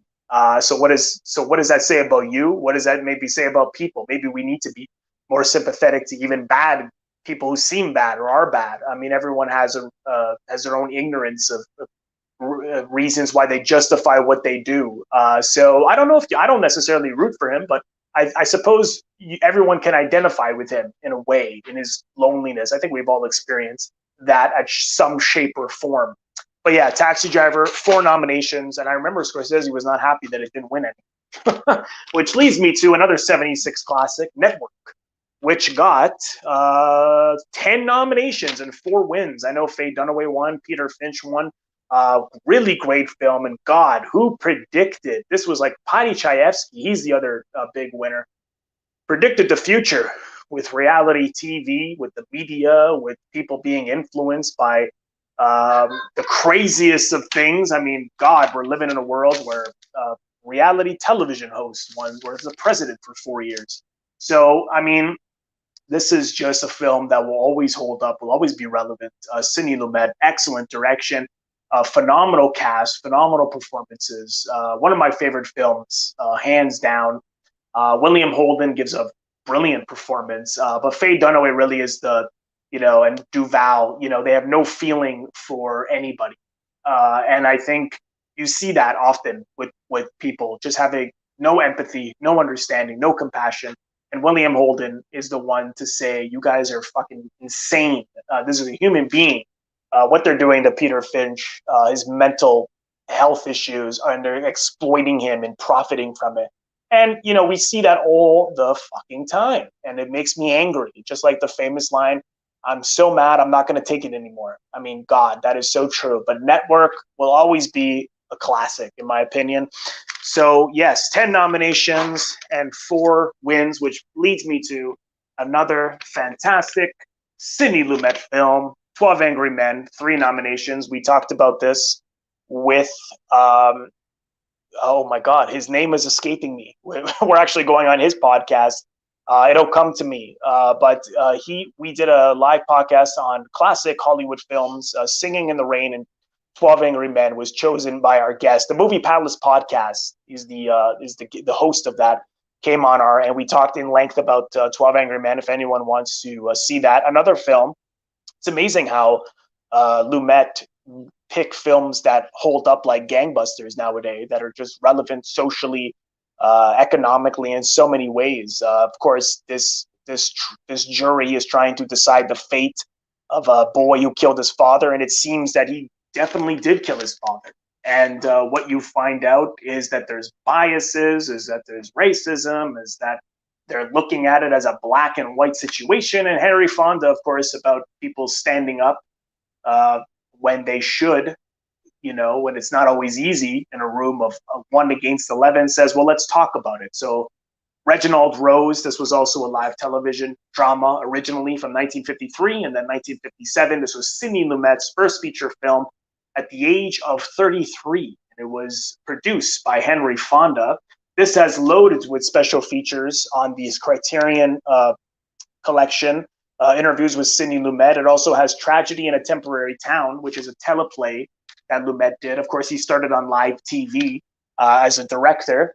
And it's brilliant. I mean, the cinematography, Boris Kaufman, those close-ups are just absolutely phenomenal. BJ Cobb, the entire cast is just absolutely phenomenal. I can watch it again and again. And I also really like the remake, William Friedkin's remake from 1997. If anyone hasn't seen that, with Jack Lemmon, Tony Danza, James Gandolfini, George C. Scott, big, really great cast. But there you have it. 12 Angry Men got 3 nominations, which leads me to The Manchurian Candidate, which I didn't realize had any nominations. 2 nominations. Angela Lansbury. We also talked about this in our directors who started in live television talk last year with Cinema Dave. You can find that in our live film talk series playlist. But yeah, Sinatra did a phenomenal job. Apparently, he even asked JFK's permission to do this. It was very controversial subject matter, politically speaking, about these war veterans getting brainwashed by the government. And, it's just an incredible plot. And I love Frankenheimer, the director. Of course, we also talked about Birdman of Alcatraz. Phenomenal director who just had these incredible heightened thrillers or dramas. It just brings you back to those great dramas of the 50s and 60s, live TV, where it was all about those performances and the content and what they were saying, socially speaking, as well as politically speaking. So yes, Manchurian Candidate received 2 Academy Award nominations, which leads me to Goodfellas, another Scorsese classic. 6 nominations, and it won 1 for Joe Pesci. Bit of trivia was that Joe Pesci was drunk at the Academy Awards. When he accepted it, he was so hammered that all he could say was "thank you." But Scorsese wanted to do this as soon as he read the book Wise Guys by Nicholas Pileggi, and they co-wrote the script. I recently read the producer Irwin Winkler's memoir, and the studio couldn't believe how violent it was. People were walking out on test screenings. They made some minor changes, was all that they were willing to do. And yeah, man, this is a masterpiece. It's still a big, probably considered one of the best mafia films of all time. Henry Hill, who of course gets caught in all his criminal entanglements and rats out all his friends and goes into the witness protection program. But the whole way through, you see Henry Hill is not quite like these guys. He's scared. He's a little more human than the rest of these cold-blooded killers. But it's really about these people seem like they're best friends and they seem like you love each other, but they'll kill you if they have to. There's no more feelings when it comes down to business. But it's a brutal film about the reality of gangsters. A couple of comments that have come up here. I don't want to miss anything. Anthony has said, made because Chayefsky sued UA over residuals from the hospital. He won, and UA were literally ordered by the court to make his next script. I did not know that. Of course, Anthony is talking about Network. And I didn't know that. I did not know that. Thank you for letting me know about that. I didn't know that at all. Actually, they shot part of Network here in Toronto. There's a building called CTV, which is a news station in the East End of Toronto. Yeah, Anthony goes on to say 12 Angry Men was remade in Japan 25 years ago with the plot reversed. The juvenile was innocent, but one of the jury convinced the jury he was guilty. I didn't know that either. I'll have to look up that remake, but that sounds really good. You got some good trivia, Anthony. I appreciate that. Up next, another Scorsese classic, Age of Innocence. I really love this film. It won 1 Academy Award and 5 nominations. Special features, there's just not too many, just a theatrical trailer. But of course, this is all about duty and obligation. And even though Daniel Day-Lewis is married to Michelle Pfeiffer, and she's someone who's doesn't have a good reputation in town in these high-class societies, and he's meant to marry someone else, and he does what he's told to do. And Scorsese said that's more violence than actual violence that you see in something like Goodfellas, that he has to not be who he is, and he has to do what is expected of him, do of his duty, and his feelings don't matter. So this tragic love story of 2 people in the film don't get together. I think there's one scene where they kiss, but other than that, he lets it all slip away over the opinions of others. And God, how many people has that happened to? I mean, everybody. So yes, Age of Innocence, fantastic. Michelle Pfeiffer's great. Daniel Day-Lewis, Winona Ryder. It's a really, really good Scorsese film that a lot of people don't talk about. This was also on Criterion, but I got just a regular DVD release here out from Columbia Pictures. So beautiful. What do we got next? We're back on Scorsese with The Aviator, 11 nominations, and it won 5, which was weird because it didn't win Best Picture or Best Director, but it won everything that is all about that, which brings out how good the film is, like the cinematography, like the acting, like the editing. And of course, it was more in favor with $1 Million Baby that year, Clint Eastwood. But this is a great film, 3-hour epic. Howard Hughes, who's a flawed, complex individual who also had OCD before there was probably a lot of awareness about OCD or good medication or counseling. But it's, everything he did in movies and in aviation. He was a brilliant mind, but definitely a flawed, destructive guy who unfortunately just had mental health issues that no one knew how to help him with, or he didn't know who to turn to. But I love it. I haven't seen it in quite a while. DiCaprio is a film, again, that I never cared for DiCaprio, and when I saw him in this, I thought, wow, this guy's phenomenal. So I definitely, always will watch anything with Leo as a result, because I think he's as far back as What's Eating Gilbert Grape, which he was also nominated for. He really proves how great of an actor he is. So yes, won 5 Academy Awards. And what do we have next? This is a really good film, Black Legion. Won Academy Award nomination, Humphrey Bogart, which is all about the KKK. And his performance is a little hammy at times, but this was also by Michael Curtiz. I always get that name wrong. Archie L. Mayo. I thought it was the Casablanca director. Directed this was Humphrey Bogart. It's all about the KKK and how he loses a job over to an immigrant. And the trivia on that is the actor who played that immigrant is a Canadian actor. And he joins the KKK as a result, and his anger goes into that. And then when he realizes that this terrorist organization is, he didn't think it was a terrorist organization, but it is. He realizes he's in deep and he's in trouble and his life's in trouble. So it's a scary film in a lot of ways. And it's sad that this still happens and is still relevant, unfortunately still relevant. This is like a double bill with American History X that I talked about earlier that Edward Norton was nominated for. But this got 1 Academy Award nomination. I've seen it a couple of times. Really, really good. I really, before Bogey was the Bogey we know, he was still kind of experimenting with different character parts before he got kind of really into that Bogart personality that we all know. But it's a really, really good film. Highly, highly recommend that one. Collateral is a really good film. It got 2 Academy Award nominations. I always liked it as sort of like an action taxi driver in a way. Tom Cruise plays this hitman, and he gets into a cab and he forces Jamie Foxx to take him all over LA that night because he's got hits to do. So he kind of kidnaps Jamie Foxx as this cab driver, and he's going around town, and their relationship becomes unique. And there's this really plot-driven, crime, action-packed, but also character-driven. It really plays as an action drama, but it's really clever. Mark Ruffalo's also in it. Jaden Pinkett-Smith is really, really good in this as well. And I thought Tom Cruise was phenomenal. And I think this was really the last great performance he gave. As I said, when I talked about Born on the 4th of July, he's gone on to, do pure action, which is a shame because this was a phenomenal performance from Cruise. And Jamie Foxx was actually the actor that got nominated for Best Supporting Actor. Collateral, this DVD, I haven't seen this movie, I think, in about 13 years. Also 2 discs. I remember it has the rehearsal footage. It has a documentary on it.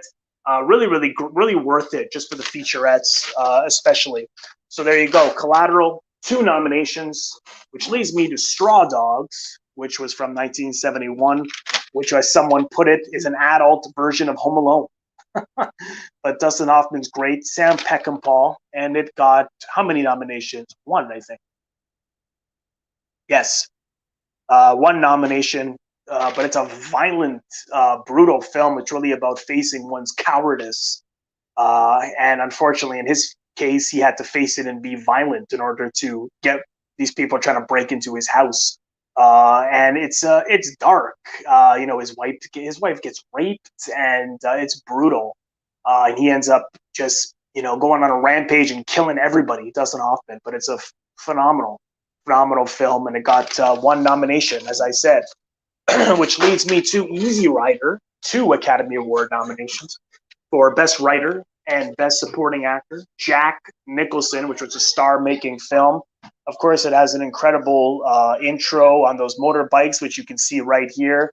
And it's all about the threat of freedom, which is ironic because America's all about what they say is all about liberty and freedom. But these guys get killed, really, because of who they are, because they're hippies and considered un-American, and sort of the hypocritical nature of America. I think they were really speaking to the times of Vietnam and how the country was really at war with each other, which we're really have been seeing a lot in the last 5 or 6 years in the States, especially. So this is a film that will always be relevant and hold up, unfortunately, in terms of the content, but fortunately, just because it's a fantastic film. Dennis Hopper and Peter Fonda co-wrote the scripts, and there was a lot of controversy for years. I think they went into court about who wrote what and so on and so forth, and I think it ruined their friendship, Dennis and Peter. But phenomenal film, Easy Rider, that I've seen quite a few times. Which brings me to Lenny. Lenny is a great film, Dustin Hoffman. I saw this many, many years ago. when he plays the comedian Lenny Bruce. And Lenny got 6 Academy Award nominations. This is also a Bob Fosse when we talked about all that jazz. Doesnt was great. They originally offered it to Pacino, and he turned it down. And also Cliff Gorman, who people may know, who was a phenomenal theater actor. He was also in a lot of films, did it on Broadway, and he almost seems like he is Lenny Bruce. He just gives, just watching him in All That Jazz, because then All That Jazz was basically partly the making of Lenny. And so he gets to play Lenny and All That Jazz in a way. And he, like, man, I mean, if you go look at YouTube footage of Lenny Bruce, Cliff Gorman does a perfect job. But Dustant's phenomenal performance. And it's all about this guy whose words were taken away from him. And he was considered to be offensive. And it was criminal that he would use, swear words and stuff and talk about sex and his politics and his comedy, which no one had done. And, again, the hypocrisy of America, talking about freedom and liberty. But yet when he says what he wants, he's punished. So it's a phenomenal film. Of course, he committed suicide at the end. Sad ending. It's sort of told as a docudrama, intercut with interviews with his manager. And the actors playing the manager will then play that in the interview, and so is his wife. But everybody's really, really great in this. That's the actress, Perrin. I forget the actress's name in this, who got the who plays his wife, but screenplay adapted was also nominated.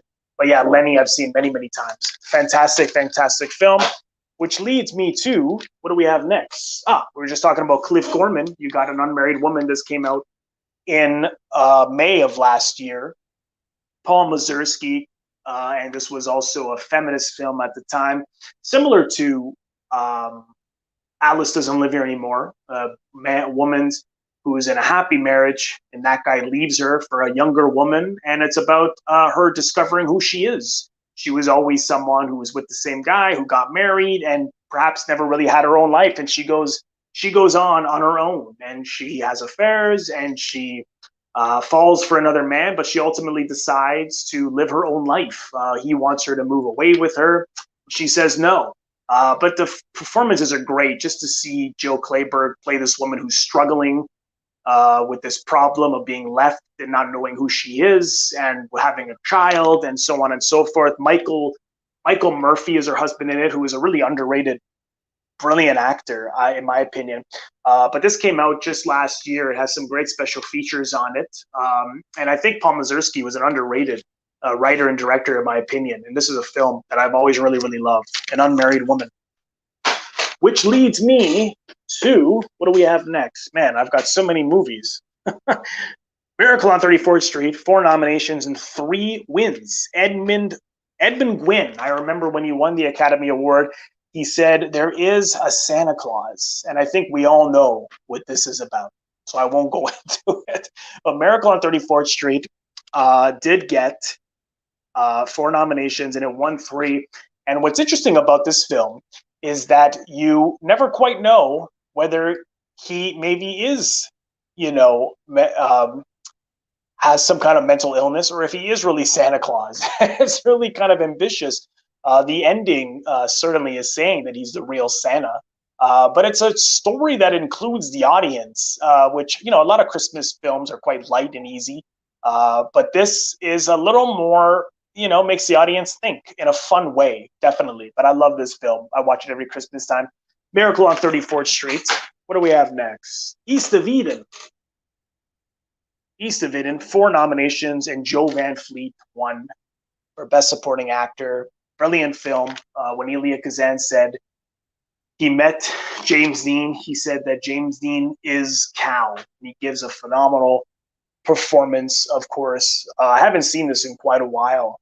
But just this relationship with the tough father who doesn't know how to love his kid, the mother has taken off, and this destruction with the between the brothers. This John Steinbeck novel. But this is just holds, again, another film that holds up like gangbusters. Will always be relevant with the stories, relationships between fathers and sons and brothers. This is a 2-disc as well, 50th anniversary documentary, another documentary on James Dean, screen tests, and more. Fantastic. East of Eden, which leads me to then talk about another brilliant Rebel Without a Cause, which we talked about in the Film Foundation talk that we did when the restoration of different films. This was nominated. How many did it get? 3. And I know James Dean wasn't nominated. It was Natalie Wood and Sal Mineo were nominated. I know that for Academy Awards. And again, it's all about, like with The Graduate, being controlled by your parents and, not knowing who you are. And when you have all these feelings when you're young and parents dismiss it, put it down, condescend to you, belittle you, and think that the problems, if you're troubled, let's just solve it by moving. And of course, James Dean character is troubled, complex, and perhaps just needs someone to understand him. But it's a film, again, these films hold up like gangbusters because they're relevant and they speak to the human experience of teenagers. So I love this film. 2 discs, another 50th anniversary documentary, vintage documentary, James Dean Remembered, screen tests, and more. Rebel Without a Cause. Nick Ray, brilliant director. And that one is James Dean, which brings me to Wall Street, of course. Brilliant film. Much better than Wolf of Wall Street, in my opinion. You got Michael Douglas, who won the Academy Award for Best Actor. It was the only nomination that it got at the Oscars. This was written and directed by Oliver Stone with Daryl Hannah and Charlie Sheen. And it's all about the greed and destruction of Wall Street, which unfortunately happens time and time again. And why do we not learn from schmucks like Gordon Gekko? I'll never know. But it's a brilliant film, and Charlie Sheen realizes that Gekko is nothing but a greedy, destructive person, and he gets out while he can, which is a much better message than Wolf of Wall Street. So Wall Street, check it out if you haven't seen it. 1987, Douglas gives a phenomenal performance, which leads me next to Serpico, which only got 2 nominations, which I didn't know. Al Pacino in the script was nominated for Best Waldo Salt, got the nomination. There was another writer as well on that, but Pacino's performance is phenomenal. Ray Abruzzo talks about how it's one of his favorite films. If you go on the live film talk series, I talked to Ray Abruzzo about this film. This has some really great special features as well. Serpico, from reel to reel, inside Serpico, Serpico favorite moments, photo galleries, trailer, interviews with Sidney Lumet. I can listen to Sidney Lumet talk all day. I just love Lumet. Again, another theme in Lumet's film, characters standing up against the system, which we saw in so many films. And just a very quick story. The reason he was so interested in Rebels and people standing up to the system, as Nancy Bursky talks about in the documentary. Well, it doesn't talk about, Lumet talks about it, but it's in her documentary. He once saw during, I think he was in Hungary, I forget where he was exactly, soldiers raping a woman, and he didn't stop it because he was afraid they were going to kill him. And they asked him if he wanted in on it, and he said he just shook his head and walked away. And he never forgot that. And that's why he was so interested, he felt he could put his feelings of what he should have done into stories like Serpico, who was a cop who stood up to the corruption and the greed of the police force and took on the entire system and the risk of his own life. And how many people can really do that? How many times do we turn a blind eye? But there are these special people like Serpico that don't turn a blind eye. But Pacino's great. It's one of his best performances, in my opinion. I've seen this so many times, and it also holds up like gangbusters and reminds us that we should all do the right thing. So yes, Serpico got 2 Academy Award nominations. We recently did Raging Bull. Of course, Raging Bull got, I believe, 6 nominations. My notes are somewhere on this. I seem to have lost my notes. I apologize.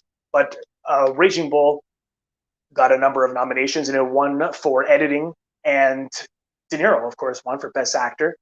We recently reviewed this. If you go on the Movie versus Film Live, we did it as a package with Cape Fear, Martin Scorsese films that you need to know. Just brilliant performance of this complex, self-destructive boxer who is expected to not be violent outside the ring, but is expected to be violent in the ring. That's not going to work. So all the violence in the ring bleeds into his life, and his jealousy, his narcissism, he's a wife beater. He's an awful human being, and at the end, he at least realizes he needs to change. And I think that's ultimately, there are some redeeming qualities, and he learns that he's wrong. He learns he's bad. He takes a big beating in the ring. Of course, that scene where he goes bloody and beaten up. And that really happened. And it's really just realizing that's what he deserves. He deserves to get hit for the things that he's done. But it's a brilliant film about perhaps a second chance in life. So you can see this is a really beautiful two disc that I got as part of a Scorsese box set. As you can see, 2 discs with a little booklet, tons of special features. This came out in an MGM box set from 2015, and I really highly recommend Raging Bull if you haven't seen it. Of course, De Niro gained 60 pounds. They took 4 months off in order for him to gain those 60 pounds. It's a phenomenal film. So yes, go and see our review on it. Carnal Knowledge, I love this movie. Got 1 nomination for Anne Margaret, Jack Nicholson, Art Garfunkel, who was in a few films that I love, actually. Bad Timing, Catch-22. But this is really about this journey between these young men and these young women and their exploration of sex and love, and how these guys are really pig-headed and narcissistic and are never satisfied and don't really know how to love. They don't really know how to make love, and it's a tough watch in that sense, because it doesn't say anything really good, but it sympathizes with them. Nicholson's character, to an extent, he's a guy who has everything, and yet he ruins everything. So I highly recommend it, just because I think the performances are fantastic. And Margaret definitely deserved an Academy Award nomination, and it was directed by Mike Nichols. Fantastic film. Carnal Knowledge.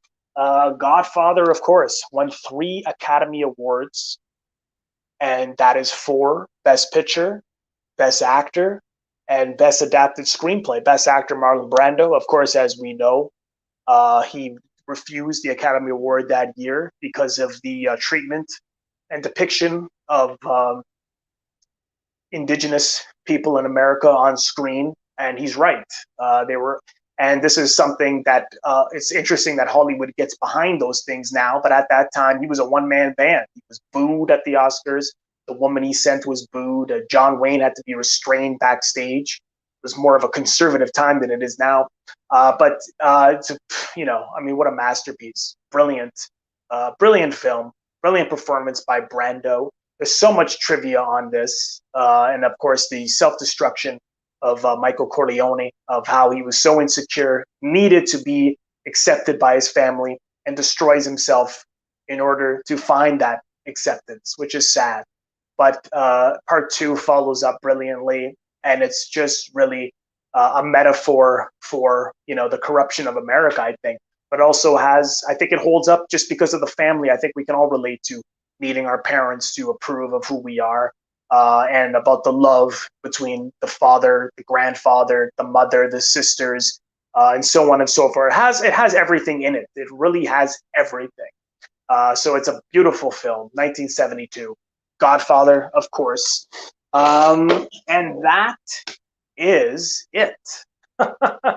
I'm spent at this point. I've gone on for 1 hour 53 minutes. I did have a few more, but I just will quickly mention them. Of course, we had A Place in the Sun, and this beautiful Kubrick box set that I just recently got.